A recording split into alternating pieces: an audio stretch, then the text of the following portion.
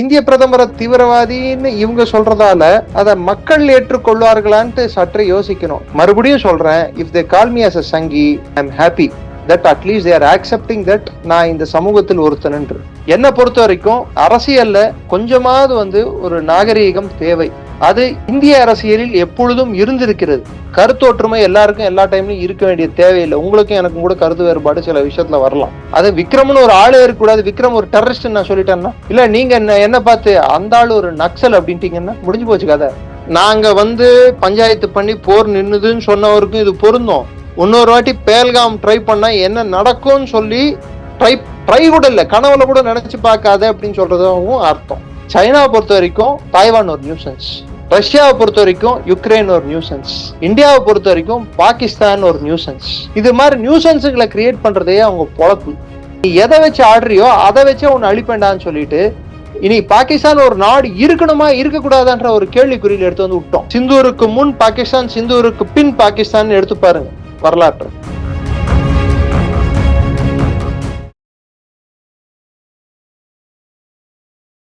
இளைய பரதநேயர்களுக்கு வணக்கம். இன்னைக்கு நம்ம நேர்காணல நம்ம சிறப்பு விருந்தினர் டிஃபென்ஸ் அனலிஸ்டான டாக்டர் நிரஞ்சன் சார் அவர்கள் தான். சார் வணக்கம் சார். ஜெய்ஹிந்த். வணக்கம். ஜெய்ஹிந்த் சார். அதாவது மோடி அவர்களுக்கு நிறைய பட்டங்கள் நிறைய பேர் கொடுத்ததை நம்ம பார்த்துருக்கோம். இப்ப ரீசெண்டா ஒரு பட்டம் கொடுக்கப்பட்டிருக்கு. என்ன அப்படின்னு பாத்தீங்கன்னா, மோடி அவர்கள் என்பது தீவிரவாதி அப்படின்னு சொல்லியிருக்காங்களே சார். ஸோ எதனால சார் இந்த அளவுக்கு அவங்க மேல ஒரு வெறுப்பா உமிழ்றாங்க மோடி அவர்கள் மேல? என்ன ரீசன்னால? ஒருவேளை பாகிஸ்தான் தீவிரவாதிகளை அவர் அழிப்பதாலோ, அதாவது அவரோட அரசு பாகிஸ்தான் தீவிரவாதிகளை குறிவைத்து வான்வெளியில், நிலப்பரப்பில் ஏதோ ஒரு வகையில் அவர்கள் மீது குண்டுமழை பொழிந்தோ இல்லை துப்பாக்கிச்சூடு நடத்தியோ அழிப்பதால் தான் சில பேருக்கு அது வருத்தம் அளிக்கிறது. இல்ல சார், அவர் வந்து அசீம் முனேரியோ இல்ல ஷஹபாஸ் ஷெரீஃபையோ தீவிரவாதின்னு சொல்லியிருந்தாருன்னா கூட ஓரளவுக்கு ஏத்துக்க முடியற மாதிரி இருக்கு சார். அதுக்கும் ஒரு விளக்கம் வேற கொடுக்குறாங்க சார். இந்த மாதிரி மோடி அவர்கள் இங்க மக்கள்களை அதை பண்றாரு இதை பண்றாரு, எதிர்கட்சிகள் அதை பண்றாரு இதை பண்றாருன்ட்டு என்ன ரீசன் இந்த அளவுக்கு கொந்தளிக்கணும் அவங்கலாம்? அதாவது இதுக்கு என்னால சரியான பதில் ஏன் சொல்ல முடியலன்னா, இத சொல்லி இருப்பவரோட வயது ஒரு முக்கிய காரணம். ஃப்ரஸ்ட்ரேஷன் அடுத்த காரணம். ஃப்ரஸ்ட்ரேஷன்னா அவ்வளோ உள்ள அவ்வளோ ஒரு தாழ்ப்புணர்ச்சியும் ஒரு கோபமும் 10 வருஷம் 12 வருஷமா வறட்சியும் அரசியல் வறட்சியும் காரணம். 100வது தோல்வியை நோக்கி மாண்புமிகு எதிர்கட்சி தலைவரும், அதாவது லோக்சபாவில் மக்களவையின் எதிர்கட்சி தலைவரும், மாநிலங்களவையில ஒரு காலத்துல அவங்க வச்சதுதான் சட்டம் அப்படின்னு சொல்லிட்டு இருந்த ஒரு கட்சியோட நிலையில இருக்கக்கூடிய தலைவரா இருக்கக்கூடிய, அகில இந்திய தலைவராக இருக்கக்கூடிய, வயதில் மிக மூத்த தலைவராக இருக்கக்கூடிய அவர் வாயிலிருந்து வருவது எனக்கு இதற்கு என்ன சொல்றதுன்னு எனக்கு தெரியல. தரம் தாழ்ந்து பேசுவது இந்திய அரசியல்ல இன்னைக்கு சகஜமா போயிட்டு இருக்கு. ஆனா இந்திய பிரதமரை தீவிரவாதின்னு இவங்க சொல்றதால அதை மக்கள் ஏற்றுக்கொள்வார்களான்ட்டு சற்று யோசிக்கணும். எனக்கு தெரிஞ்சு அவரே அவர் வார்த்தைகளை பின் வாங்கிக்கிட்டாருன்னு நினைக்கிறேன். அதுக்கப்புறம் பட் இதுக்கு ஒரு பக்கம் அப்படி இருக்கட்டும், இல்லைன்னு சொல்ல சார். இருந்தாலுமே ஃபாரின் கண்ட்ரிஸ் இருக்கக்கூடிய ஜேர்னலிசம் எல்லாம் என்ன சார் சொல்லியிருந்திருப்பாங்க பாருங்க, பாரு எதிர்கட்சியா இருக்கிற மோடி அவர்களை தீவிரவாதின்னு சொல்லிட்டாரு அப்படின்னு. அந்த மாதிரி பார்க்கும்போது அப்புறம் எதுக்காக சார் இந்த அளவுக்கு இவங்க எல்லாம் பேசணும்? இன்னொருத்தர் நீங்க சொன்ன மாதிரி எதிர்கட்சி தலைவர் அவர் மோடி அவர்கள் ஒரு மெஜிஷியன்ஸ், மந்திரம் எல்லாம் பண்ணக்கூடியவர், மேஜிக் ஷோ காட்டுறவர் சொல்றாரு. அவரோட கட்சியை சேர்ந்த மாநில தலைவர் அவர் எப்படி மொழிபெயர்த்தாருன்றதை எல்லாரும் பார்த்தாங்க. யார் மெஜிஷியன் சொல்லிட்டு யாருன்னு காட்டிட்டாங்க. சோ சிரிப்பா வருது எனக்கு. இந்தியாவுக்கு ஆக்கப்பூர்வமான எதிர்கட்சி தேவை. பிஜேபி செய்வதெல்லாம் சரி என்று சொல்வதற்கு நான் ஆள் இல்லை. அது என் பழக்கமும் அல்ல. மத்தவன் என்ன சங்கி சொசைட்டில இருக்கிறவன் தான் சங் அப்படின்னா சமூகம் சார்ந்து இருப்பவன் சங்கி என்றால் அதை பெருமையாகவே நான் கொள்கிறேன். நான் சமூகத்துல வாழணும்னு நினைக்கிற ஒரு சோசியல் அனிமல் இல்ல. நான் வெறும் அனிமல் அப்படின்னு நினைக்கிறவங்க எப்படியான்னு வச்சுக்கிட்டோம். எனக்கு அதை பத்தி கவலை இல்லை. மறுபடியும் சொல்றேன், if they call me as a Sanghi, I am happy that at least they are accepting that நான் இந்த சமூகத்தில் ஒருத்தன் என்று. சங்கோட லிட்ரல் மீனிங் சமூகம் என்று பேர், சொசைட்டி என்று பேர். சொசைட்டி என்பது மனிதரால், அதாவது 6 அறிவு படைத்த சில பேரால் மட்டும்தான் ஏற்படுத்த முடியும். 5 அறிவு இருக்கும் ஜீவிகளுக்கு அது தெரியாது. அவர்கள் என்னை பார்த்து சொல்வதை நான் பொருட்படுத்தவும் இல்லை. முதல் பதில். அடுத்த பதில், இந்தியாவுக்கு ஏன் எதிர்க்கட்சி தேவை என்றால், சில நேரங்களில் ஆளும் கட்சியும் தவறுகள் செய்யும். அதிகார மமதையிலேயோ இல்ல அவர்கள் பார்வைக்கு சில விஷயங்கள் படாமல் போனாலோ அதை சுட்டி காட்டுவதற்கும், அதை மக்கள் இடையில் இருந்து சில விஷயங்களை ஆளும் கட்சிக்கு படம் போட்டு காட்டுவதற்கும், நீங்கள் செய்வது தவறு என்று சொல்வதற்கும் எதிர்க்கட்சிகள் தேவை. எதிர்க்கட்சியே இல்லாத ஜனநாயகம் ஒரு பக்கம் அச்சடிச்ச நாணயம் போல் செல்லாது. நாணயத்தின் இரு பக்கங்கள் தான் எதிர்க்கட்சியும் ஆளும் கட்சியும். ஒரு பக்கம் மாத்திரம் அச்சடிச்சுட்டு வெறும் எம்ப்ளம் அடிச்சுட்டு அதோட வேல்யூ அடிக்கலன்னா காயின் ஒத்துப்பாங்களா? இல்ல வேல்யூ அடிச்சுட்டு எம்ப்ளம் அடிக்கலன்னா எந்த நாட்டோட காயின் அது? சோ அதுல இருக்க அந்த நாணயத்தின் இரு பக்கங்கள் தான் ஆளும் கட்சியும் எதிர்கட்சியும். நாணயம் நாணயமாக செயல்பட வேண்டும் என்றால் ரெண்டும் தேவை. 2 பேரும் நாணயமாக இருக்க வேண்டும், நியாயமாக இருக்க வேண்டும்.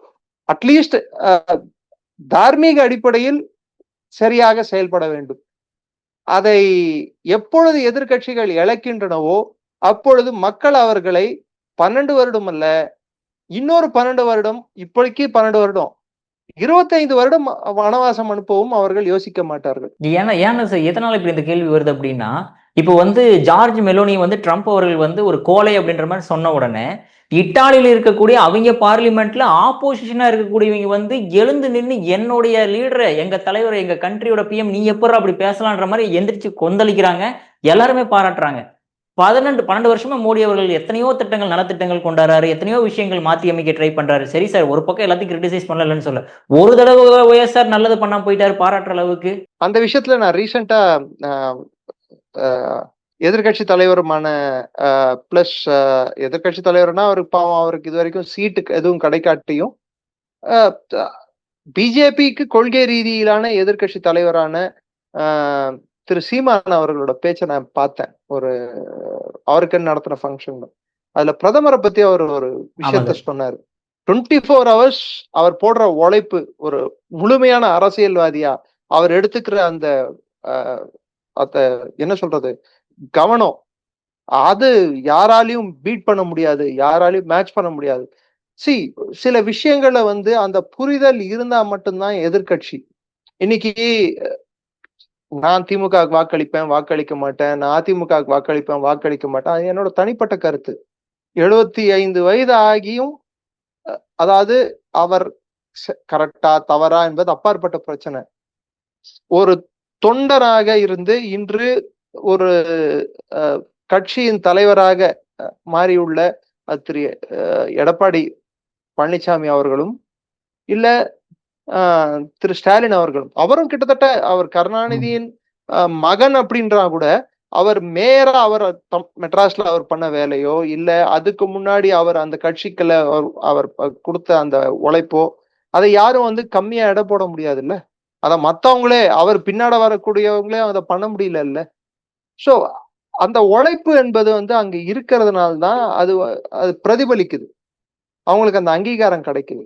கூனி குறுகி கூட கும்பிடு போட்டு சும்மா அம்மா ஐயா ஐயா அப்பா ஐயா சாமி அப்படின்னு சொல்லிட்டு இருந்தா, மற்றவர்கள் போடும் அதால் பதவிக்கு வந்தவர்கள் பேசுவதை, அதுவும் மோடி போன்ற மக்களால், மக்கள் செல்வாக்கால், இன்னும் சொல்ல போனா அம்மையார் ஜெயலலிதாவோட அவங்க சொன்ன அந்த வார்த்தைகளை தான் நான் வந்து இப்ப எடுத்துக்கணும். பிரதமருக்காக, மக்களுக்காக நான், மக்களால் நான் அப்படின்னு சொல்லிட்டு அவங்க சொல்லிட்டாங்க அவங்கள பத்தி. கிட்டத்தட்ட இவருக்கும் பொருந்தும், யாரு இந்திய பிரதமருக்கும் பொருந்தும்.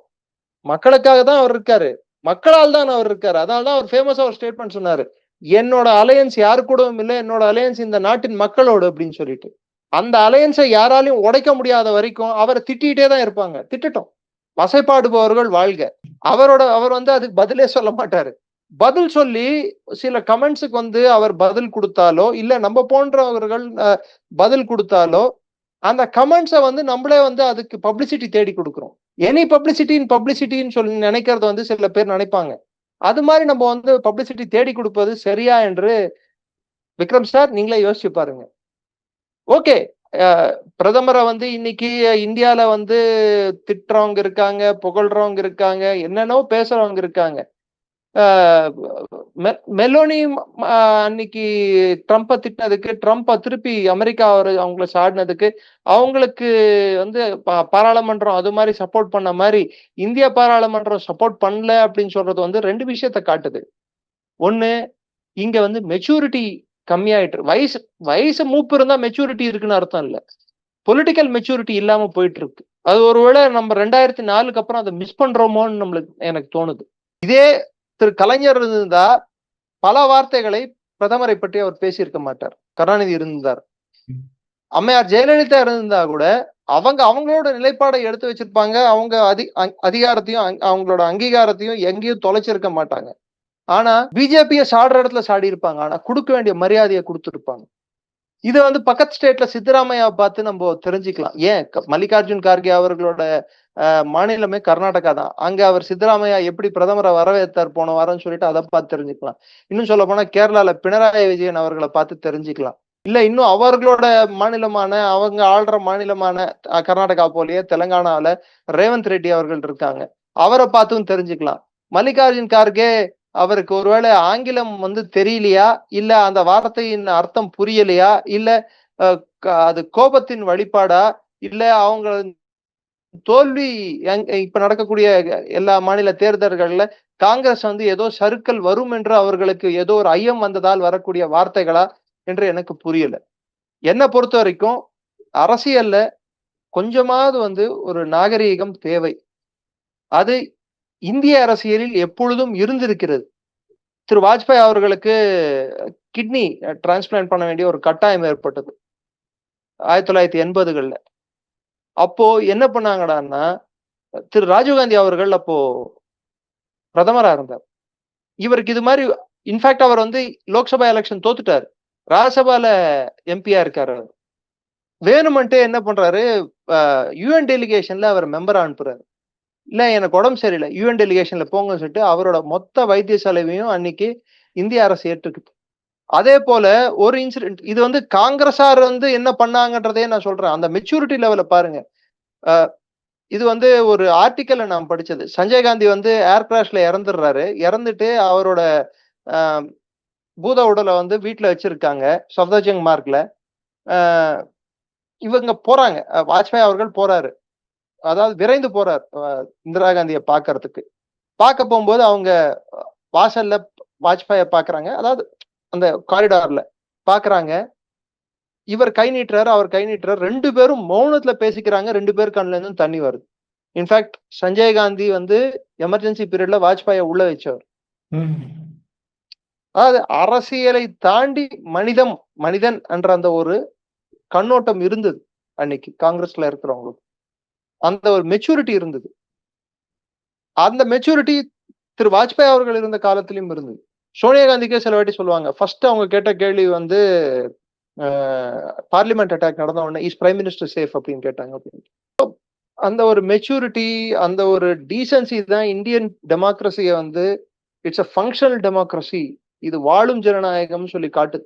இந்திய எதிர்கட்சி தலைவராக இருந்த அன்னைக்கு துணை எதிர்கட்சி தலைவராக இருந்த பாராளுமன்றத்துல கீழவையில மக்களவையில திரு மாதவராவ் சிந்தியா வந்து ஒரு ஒரு ஒரு சிச்சுவேஷன்ல அவர் குவாலியரோட கிங் ராஜா, அப்கோர்ஸ் அதெல்லாம் பறிபோனா கூட எடுத்துட்டா கூட, but still is considered as the raja of Gwalior. அவர் தந்தையார், அவங்க தந்தையாரும் தாயாரும் அவங்களோட பினவலன்ஸ்ல, அவங்களோட என்ன சொல்றது, கொடுத்த வள்ளலா அவங்க திகழ்ந்து அவங்க சில விஷயங்களை அவங்க வாஜ்பாய் குடும்பத்துக்கு செய்ததால் தான் வாஜ்பாய் தந்தையார் வந்து அவர் வந்து ஒரு பள்ளிக்கூட வாத்தியாரா இருந்தார். அவர் ஒரு ஆசிரியர். இவர் படிப்புக்கு அவங்க உதவி செய்தாங்க. குவாலியர் ராஜ்மாதா, அதாவது மாதவராவ் சிந்தியா அவருங்க தாயார். ஒரு சிச்சுவேஷன்ல அவர் அந்த இடத்துக்கு போக வேண்டியதா இருக்கு. இவர் பிரதமர், சிந்தியா வந்து எதிர்கட்சி துணைத் தலைவர். பிளஸ் அந்த பேலஸ்க்குள்ள அவர் தான் ராஜா. பிரதமரோட கார் வந்து பேலஸ் வெளியே, அந்த பேலஸ்ல என்ன கஷ்டம், வெளியதான் நிக்கணும், கார் உள்ள வரக்கூடாது. ஆனா பிரதமரை பேலஸ் வெளியே நிக்க வச்சு நடந்து போக முடியுமா? இந்தியாவோட பிரதமருங்க. அப்போ ஒரு இவங்களா கண்டுபிடிச்சுக்கிட்ட ஒரு வழி என்னன்னு பார்த்தாங்க. மாதரா சிந்தியா என்ன பண்ணாரு, பேலஸோட கேட் வரைக்கும் நடந்து வந்துட்டாரு. வாஜ்பாய் என்ன பண்ணாரு, பேலஸ்குள்ள காரை போக விடாம, பேலஸோட அந்த அந்த கோர்ட்யார்டுக்கு போகாம முன்னாடியே நிறுத்திட்டு 2 பேரும் நடந்துகிட்டே போனாங்க பேசிக்கிட்டு, அந்த தர்ம சங்கடத்தை அவாய்ட் பண்றதுக்கு. இதெல்லாம் ஒரு மெச்சூரிட்டியா காட்டுது. இதுதான் மெச்சூரிட்டி. இதுதான் அந்த ஒரு நாகரிகம், அரசியல் நாகரிகம். இன்னைக்கு தரந்தாழ்ந்து பேசுறது நாகரிகம் நினைச்சிட்டு இருக்காங்க. இது இந்திய ஜனநாயகத்துக்கு மொத்தத்துல இது நல்லது இல்ல அப்படின்றது என்னோட பார்வை. நான் சொன்ன எல்லா எக்ஸாம்பிளும் காங்கிரஸ் தலைவர்கள் சம்பந்தப்பட்ட அவங்களோட நாகரிக சம்பந்தப்பட்ட எக்ஸாம்பிள் தான். பாஜக சம்பந்தப்பட்ட எக்ஸாம்பிள் நான் 1000 சொல்ல முடியும். அதுலயும் இன்னைக்கு இருக்கிற எதிர்கட்சி தலைவர் சம்பந்தப்பட்ட ஒரு பிரச்சனை 2000 வெடிச்சப்போ அவர் எப்படி இந்தியாவுக்கு திரும்பி வந்தாருன்னு சொல்லிட்டு வாஜ்பாய் பிளே பண்ண ரோல் என்னன்னு சொல்லிட்டு அவருக்கும் தெரியும், உலகத்துக்கும் தெரியும். அது மறக்கப்பட வேண்டிய ஒரு விஷயம். அதை சொல்லக்கூடாத ஒரு விஷயம். 2001 நினைக்கிறேன் நடந்தது. சி, அரசியலை தாண்டி எப்பயுமே கிவ் அண்ட் டேக்ஸ் இருந்துகிட்டே இருக்குங்க. ஏன்னா we are human beings. கருத்து வேறுபாடுகள் இருப்பது இயல்பு. கருத்து ஒற்றுமை எல்லாருக்கும் எல்லா டைம்லயும் இருக்க வேண்டிய தேவையில்லை. உங்களுக்கும் எனக்கும் கூட கருத்து வேறுபாடு சில விஷயத்துல வரலாம். அது விக்ரம்னு ஒரு ஆளே இருக்கக்கூடாது, விக்ரம் ஒரு டெரரிஸ்ட் நான் சொல்லிட்டேன்னா, இல்ல நீங்க என்ன பார்த்து அந்த ஆள் ஒரு நக்சல் அப்படின்ட்டீங்கன்னா முடிஞ்சு போச்சு கதை. சோ இது ஒண்ணு வயது மூப்பு, 2வது அவருக்கு இருக்கக்கூடிய அந்த ஒரு தாழ்ப்புணர்ச்சி, கோபம், ஃப்ரஸ்ட்ரேஷன் இத்தியாதி இத்தியாதி என்ன வேணாலும் நீங்க சேர்த்துக்கோங்க. அதோட வழிபாடு தான் இதெல்லாம். Okay sir. சார் அதே மாதிரி இப்போ மோடி அவர்கள் கூட ஒரு விஷயத்த சொல்லி, அதாவது பகல்காம் அட்டாக் நடந்து 1 வருஷம் முடிஞ்சது சார் கிட்டத்தட்ட. ஸோ எப்பவுமே இந்தியா யாருக்குமே அடிபணியாது அப்படின்ற மாதிரி ஒரு மிகப்பெரிய ஒரு ஸ்டேட்மெண்ட்டை கொடுத்துருக்காரு சார். இது ஸ்ட்ரெயிட்டா பாகிஸ்தான் அட்டாக் பண்ணி தான் சொல்றாரா என்ன, இல்ல அமெரிக்கா அட்டாக் பண்ணி சொல்றாரா? நாங்க பஞ்சாயத்து பண்ணி போர் நின்னுதுன்னு சொன்னவருக்கும் இது பொருந்தும். இன்னொரு வாட்டி பேல்காம் ட்ரை பண்ணா என்ன நடக்கும்னு சொல்லி ட்ரை கூட இல்ல, கனவுல கூட நினைச்சு பார்க்காத அப்படின்னு சொல்றதும் அர்த்தம். அலையா விழுந்தாளிகள் பஞ்சாயத்து தலைவர்களாக மாறிடும் நினைப்பவர் அலையா விழுந்தாளிகளுக்கும் இது பொருந்தும். ஏன்னா அவங்க கூட்டுற 7.5 அவங்களால ஒழுங்கா முடிக்க முடியல. இவங்க இந்தியா பக்கத்துல இருக்கக்கூடிய நிரந்தர 7.5 இவங்க முடிக்க போறாங்க. Pakistan is a perpetual nuisance for India. அதாவது அது பிறந்த நாள் முதலே இந்தியாவுக்கு இருக்கக்கூடிய ஒரு தீரா வலி, தலைவலி. அப்பப்போ நம்ம டேப்லெட் போட்டுட்டு இருக்கோம். இது எப்படின்னா புயின்னு சைரன் ஊதிட்டே இருந்தா தலைவலி வரும்ல, இத்தனை நாள் டேப்லெட் போட்டுருந்தோம். இப்ப என்ன பண்ணோம், சைரன் ஊதுறும் போது அந்த சைரனுக்கு அந்த சங்கு பிடிக்கும் போது அதுக்கு எது ஸ்விட்சோ, எது ஃபியூஸோ, இல்ல அதுக்கு என்ன ஒளிபெருக்கி இருக்கோ அதை போய் ரிப்பேர் பண்ணி விட்டோம். இப்ப அது புய்யன்னு ஊதுற போல புய்ன்னு கம்மியான சவுண்டை ஊதிட்டு இருக்கு. இன்னும் கொஞ்ச நாளுக்கு அப்புறம் அந்த சவுண்டு கூட வராது. ஸோ அது மாதிரி நியூசன்ஸை கிரியேட் பண்றதுல வல்லவர்கள் அமெரிக்கர்கள். யாரெல்லாம் ஒரு மிகப்பெரிய வல்லரசா மாறக்கூடும், யாரெல்லாம் அமெரிக்காவுக்கு த்ரெட்டா வரக்கூடுமோ அவங்க பக்கத்திலேயே ஏதாவது ஒரு நியூசன்ஸ் இவங்க விட்டு வச்சிருப்பாங்க. சைனாவை பொறுத்த வரைக்கும் இந்தியாவை பொறுத்த வரைக்கும் நான் சொல்ல, இந்தியா அந்த கண்ணோட்டத்துல இருந்து தைவானை பார்க்கல, தயவுசெய்து புரிஞ்சுக்கணும். சைனாவை பொறுத்த வரைக்கும் தாய்வான் ஒரு நியூசன்ஸ், ரஷ்யாவை பொறுத்த வரைக்கும் யுக்ரைன் ஒரு நியூசன்ஸ், இந்தியாவை பொறுத்த வரைக்கும் பாகிஸ்தான் ஒரு நியூசன்ஸ். இது மாதிரி நியூசன்ஸுகளை கிரியேட் பண்றதே அவங்க பொழப்பு. It's a part of containment strategy.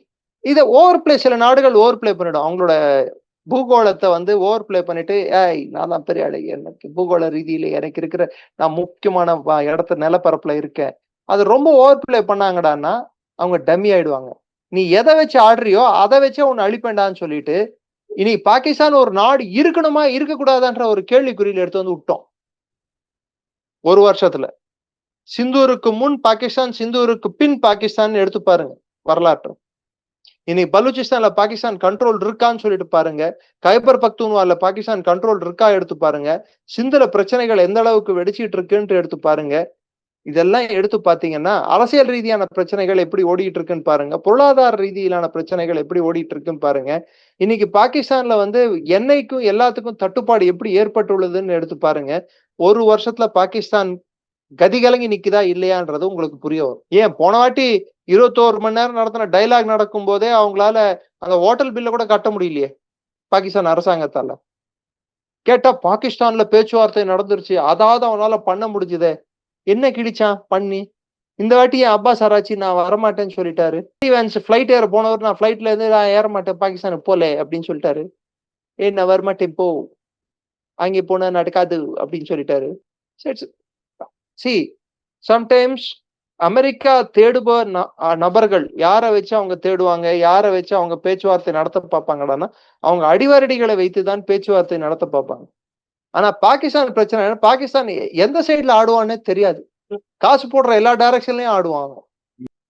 இப்படியும் குதிப்பான், அப்படியும் குதிப்பான். இந்த பக்கம் கொத்தாருக்கும் ஜால்ரா அடிப்பான், அந்த பக்கம் முன்ன கீ கொடுத்தீங்கன்னா ஒரு பொம்மை அடிக்கும் பாத்தீங்களா, ஜிக் ஜிக் ஜிக் ஜிக் ஜிக் ஜிக் ஜிக் ஜிக் ஜிக் ஜிக் ஜிக்ட்டு ஜால்ரா, அதுதான் ஆசி முனீர். அந்த பொம்மையை எடுத்துட்டு, அதுவும் கேப் போட்டிருக்கும்,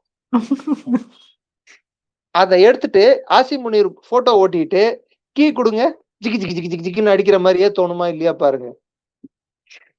முன்னெல்லாம் ஒரு சின்ன நாய்க்குட்டி வரும், வந்து 3 ஸ்டெப் வந்துட்டு போ போ போ அப்படின்னு குலைச்சிட்டு திரும்பி வால் ஆட்டிக்கிட்டே நிற்கும்.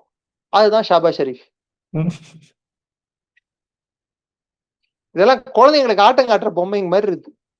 அவங்க நாட்டிலேயே அவங்களுக்கு சரியா இல்லைங்க பொருளாதார. எத்தனையோ வாட்டி விளக்கம் கொடுத்துட்டேன். இப்ப கொத்தார் வந்து நான் $2 பில்லியன் கொடுத்துருக்கேன் ராணுவத்தை அனுப்பு அப்படின்றான். சவுதி அரேபியா நான் $3 பில்லியன் கொடுத்துருக்கேன் ஒரு ராணுவத்தை அனுப்புன்னு சொன்னா அனுப்பிட்டான். இப்ப ஈரான் என்ன சொல்றான், அவன் பேச்சுவார்த்தைக்கு ஒண்ணு நம்பி எல்லாம் வர முடியாதுன்னு சொல்லிட்டான்.